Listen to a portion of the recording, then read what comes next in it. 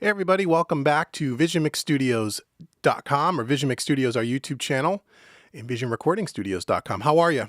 Hey, before we get started on this video, I want to say happy holidays, everybody. It is December 20th as I'm recording this video, 2013. And just wanted to say thanks for subscribing, thanks for the support, thanks for sharing and liking the videos. As of this morning, we have 2,100 subscribers.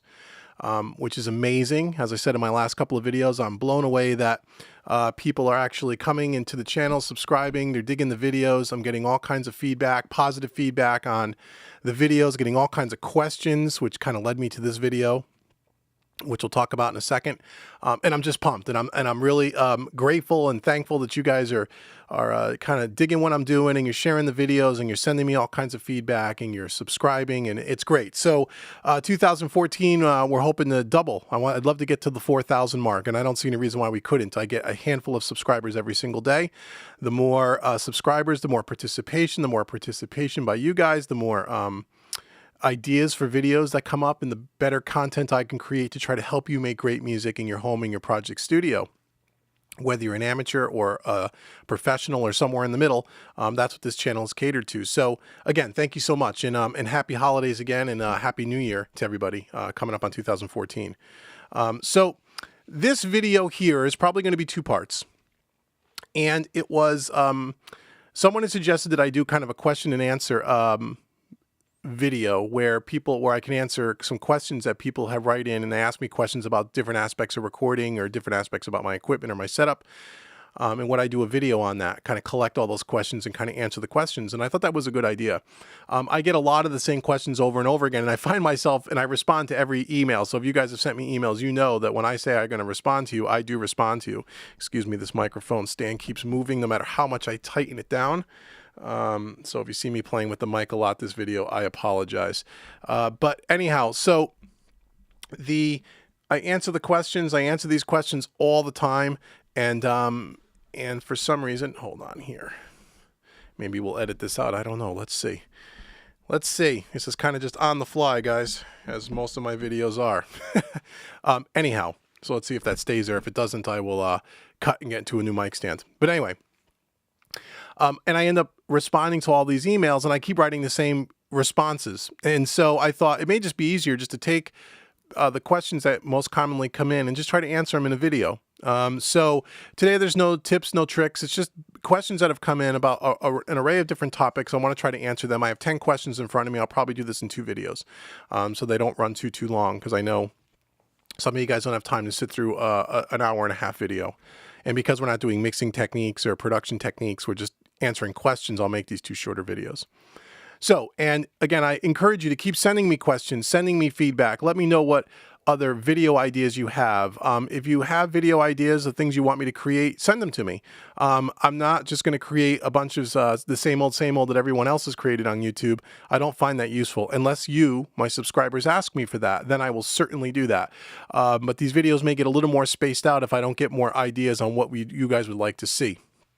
So please send me your feedback, send me the questions, send me your ideas, and I will certainly create that content for you. So let's move on. Let's move on to these questions. So again, we'll start with the first 5 here. So the first question that I get a lot is people asking, when I record bands in my studio, do I record them all at the same time and record them live? Or do we kind of overdub and piecemeal them together? In other words, maybe record the drums, then do a bass, and then do guitars, vocals, and overdub. Which way do I prefer to do it, and why?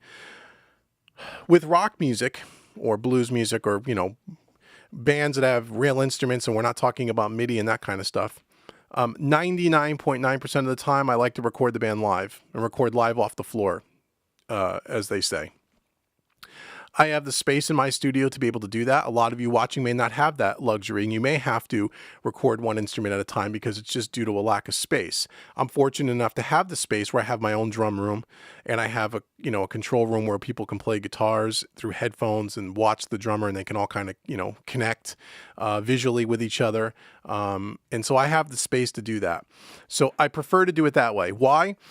Especially when you're talking about rock and pop, blues, again, a band, I like to try to capture the performance live. To me, especially when you're talking about rock music, it has more vibe, it has more energy. Those little imperfections give the music some character. If the tempo is not locked to a grid and it's dead on, but it's really tight, but you can maybe feel things speed up a hair or slow down a hair here and there. I mean, again, not where they can't play in time, but I mean, just that the breathing of the music, the organic feeling of the music. That's what I like to try to capture. And that's the way I've always done it. And I feel you get a better performance that way when all the guys are in the room and they're all playing together and they're playing off each other. To me, that's the way I like to do it. 99% of the people that I work with, it's real musicians, real instruments, no MIDI or virtual instruments, which we'll get to in a minute. Most of the stuff is real drums, real guitars, real bass, real pianos or keyboards. And so that's the way I prefer to do it. So normally I would record the band live with a vocal scratch track, vocalist out in the vocal booth, and then we would normally come back and then overdub anything that we wanted to fix. Say, a guitar player flubbed a chord, maybe we'll punch that in. A guitar solo needs to be played, maybe we'll punch that in. And then go back and do the vocals separately and then do background vocals. Sometimes we keep the original vocal take. It depends. Most times the vocals, we don't sing all the way through from top to bottom of the song and keep that take. Usually we have to go in and fix stuff. So normally I'll record the vocals separate. But it all depends on the singer. It all depends on the band. But that's most of the time. And that's the way I prefer to do it. You get the energy, you get the vibe, you get that tightness of the band playing together, kind of like they play when they play live. And then you can overdub and fix things as needed. I rarely do I piecemeal it and overdub. And so that's why I like to do it. But also another part of that is that a lot of the musicians that I deal with, especially locally, a lot of these people are, weekend warriors, so to speak. These are hobbyist type people. They don't have big budgets. So to record the band live is also, in the long run, if the band's any good, it's cheaper for the band. Because now we're not recording, if we're recording, we play the song 2 or 3 times, the rhythm section gets a full take, and we keep that take and just do a couple overdubs and then vocals, as I mentioned. You don't have to go back and piecemeal every single instrument. It takes twice as long to do that, which means twice as much money in some cases to some artists. So when we're talking about a budget that I need to work inside of, what's the most cost-effective way for my clients to do this, and how do I get the best product at the end? It's usually play live, capture the live sound with the drums, bass, rhythm guitars, and then go back and overdub guitar solos, any, guitar fills and things that you want to do to sweeten up the track and vocals. And that's the most cost effective for the client. And I find almost every time the best performance and the best final product you can get. So that's what I do. So I record the band live. I've done it in the overdub. I've done the overdub thing. I've done it. It works. You can do it. But most times I try to stray away from that. So that was a good question. No one's ever asked me that before. So whoever wrote that in, thanks very much. Question number 2, do I use automation in my mixes?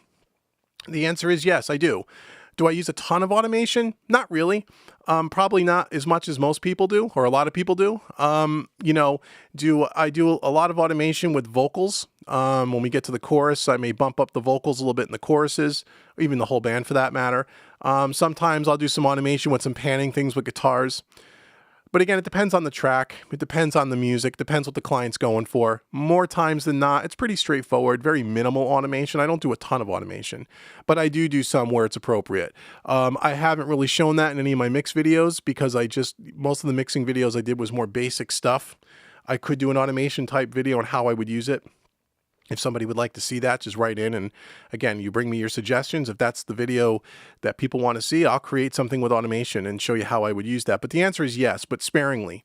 Not a ton of it. I don't have tons and tons of crazy automation going on in my mixes. Very, very subtle, very, very minimal at best. Okay, next question. Do you use virtual instruments in MIDI? And if so, which VSTs? Not really. I do use a couple of VST instruments when I'm creating. To take a step back, if some people know, some people may not know. Part of my revenue stream as a recording studio business is I also write music for television and film for licensing and publishing purposes. And I'm a one-man band, so I create music. And usually they're full productions with drum kits, keyboards, guitar, bass, not so much vocals. I do have some writing some vocalists that I work with, singers that are partners of mine that when I need a vocal track, but most of them are instrumental. So when I'm creating that music, I do use some virtual instruments. I use for drums. I'm not a drummer. I'm a guitar player and a bass player. I could play little drums, but not enough to do anything that sounds pro. I'm a hack drummer.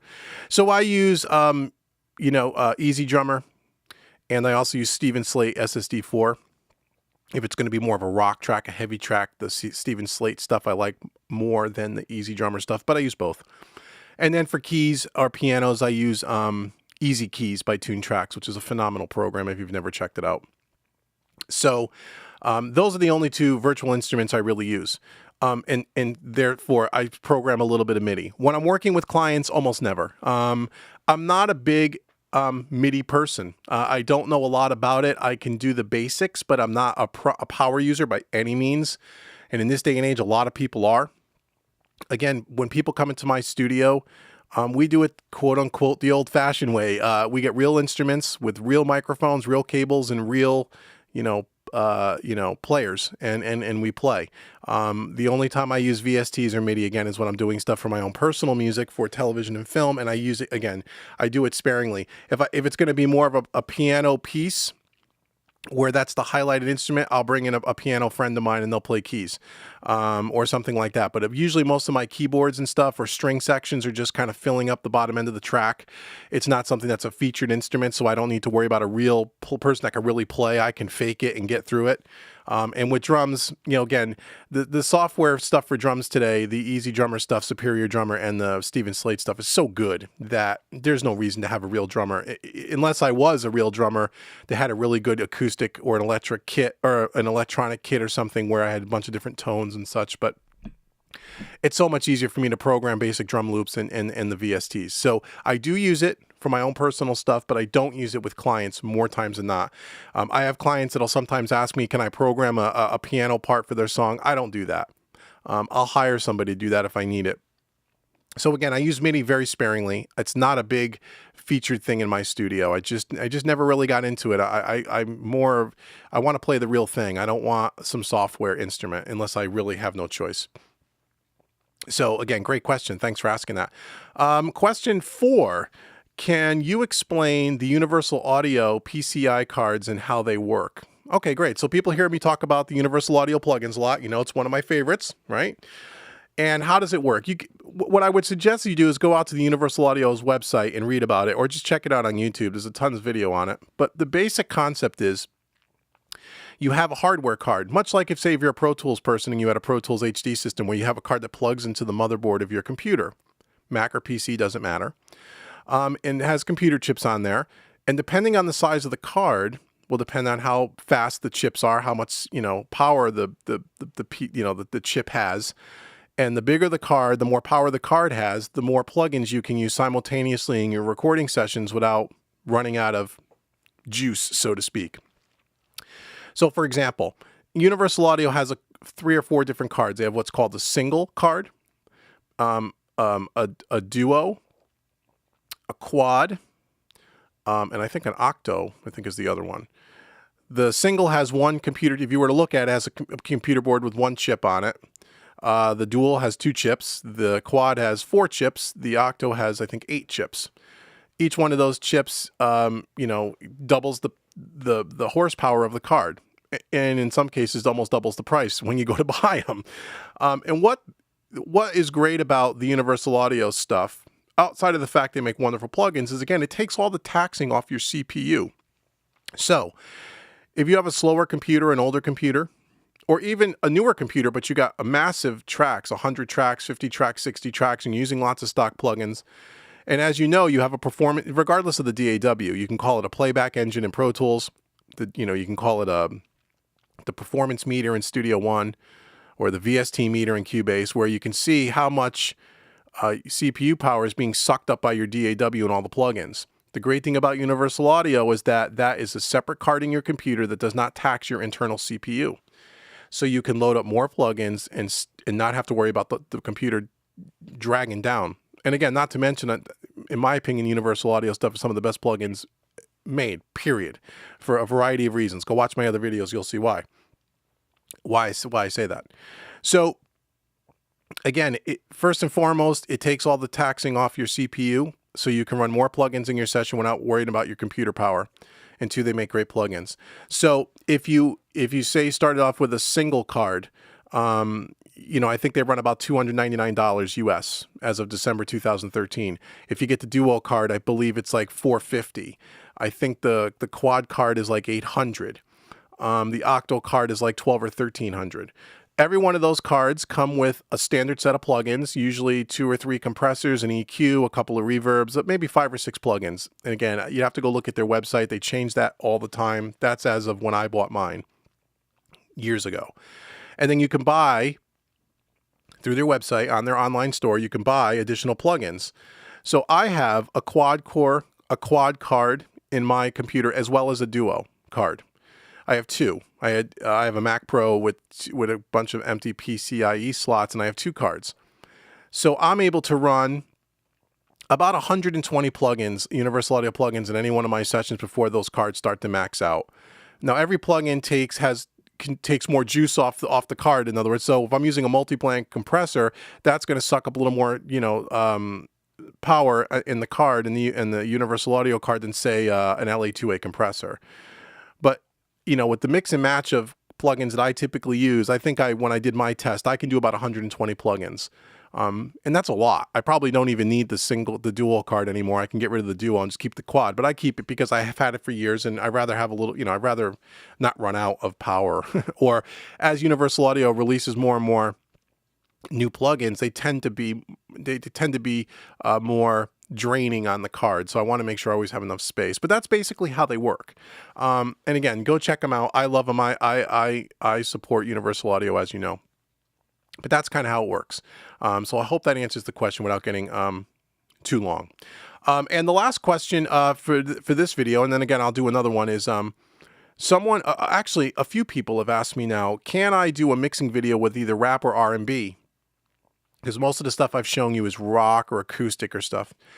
And the fact of the matter is, I don't do a lot of rap and I don't do a lot of R&B. I just don't get that clientele. The rap that I've done in my studio, 9 out of 10 times, the music has already been prepared and brought to me as a 2-track stereo track, and I just record the vocals. It's not multi-tracked out. Again, I don't use MIDI. I don't produce beats. I don't do that stuff. I don't produce dance music. That's not my thing. So I have 2 or 3 rappers that I've worked with over the last year or so, and they all brought me the finished product, and all I did was record the vocals, mix it, and master the tracks. That wouldn't be a great demonstration for you. You'd probably want to see something multi-tracked. So, and same thing with R&B. So what I'm going to ask is if any of you guys have a rap track that's multi-tracked or a R&B track that's multi-tracked with real instruments, and you want me to do a mixing demonstration with that style of music, I'd be more than happy to do it for you. Just email me offline at visionrecordingstudios@yahoo.com. Doesn't matter what DAW you have. I have a few DAWs. I could take your session files if you're a Pro Tools guy or a Studio One guy or a Cubase guy, or you can send me the WAV files. But if you'd like me to do a demonstration on a rap track or an R&B track, get in contact with me. If you allow me to, I'll use your song, mix it, put it up on YouTube as free tutorials for people, and then I'll send you back the finished product and you'll get a free mix out of it. You don't have to pay anything for it. If you provide me the content, I'll do it for you for free. So anyway, send me an email and I'd love to do it. If people want to see it, again, I'll do it. I've done it before, but again, I don't really do a lot of full-on multi-track in those genres. Usually, like I said, the music's already produced, which really wouldn't help you guys much. So get in contact with me and I'd love to do it. And then I'll take one more question. The last question of this video will be, if you had to pick one Slate Digital plugin, which would you pick?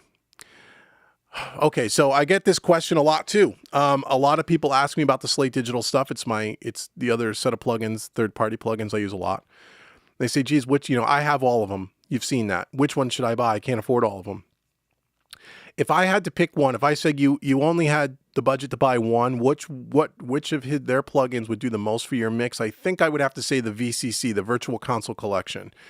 I love that. The Tat and the Tape Machine for me are like a 1-2 punch. If you've seen my other videos, you know how I use those. I use them in conjunction with each other. But if I only had to pick one, I think I'd pick the VCC. Why? Because I feel it does the most for the mix. It gives the most, to me, it gives it that harmonic distortion, that creamy, silky kind of a sound. that the tape machine does a wonderful job of that as well. But I like what the Virtual Console collection does for the mixes, and the fact that you have 5 different consoles you can choose from with 5 different, completely different sounds. It's a lot more versatile. It's more versatile. Excuse me. Where the virtual tape machine is kind of a one-trick pony. What it does wonderfully, and that's what it's made for. But if I had to pick one, I would say the VCC. That's the one I would pick first. You could go demo all their plugins for, I don't know, I think it's 2 weeks or it's 10 days, but you could demo all of them. I would say go demo all of them, pick what works for you. But if you're asking me, I would say the VCC first, then I would say the VTM, the virtual tape machine, second. But eventually I would say buy them all because they're great plugins. But I'll get off that soapbox because I know people are tired of hearing me saying it. But hey, you guys asked me. If you ask me, I'm going to answer. Okay, so that's it for this part 1. I'm going to do a video here, part 2, 4 or 5 more questions. Again, thanks for liking. Thanks for subscribing. Thanks for supporting the effort over here. Send me your email. Send me your video suggestions. Either hit me up through YouTube or send me an email at visionrecordingstudios@yahoo.com. I'd be more than happy to create any content you guys want me to create. Just tell me what you want to see, and I'll put it together for you if I have the ability to do so. And that's it. So we'll see you in part 2. And again, happy holidays, and we'll talk soon. Take care, guys.